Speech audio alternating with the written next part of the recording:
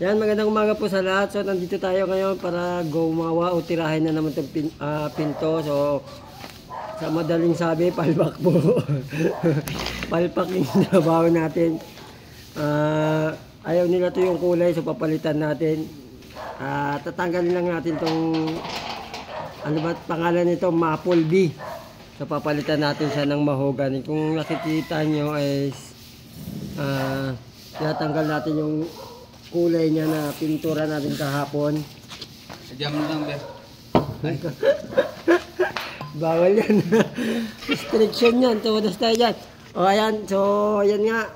Katulad na sinabi ko, papalitan natin to. Pumalpak tayo. Palpak yung gawa natin. O.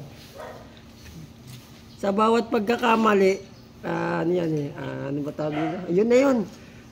Kaya itatama natin to. Kung hindi tayo magkakamali, wala tayong itatama eh. Tama yun.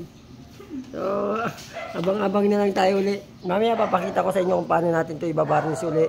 At itatama yung mali. Eh si Adi Boy. Shoutout daw dyan sa lahat ng taga-Antique. Wow. Lalo-lalo na kay Buddy. Junjun Policarpio. Also known as John Rin Policarpio. Sa lahat ng Policarpio dyan sa Antique, shoutout sa inyo, lalo na. Oo nga pala, si Renante Mantisano yan, shoutout sa iyo. Kaibigan namin yan eh. Shoutout daw, sabi ni Adi.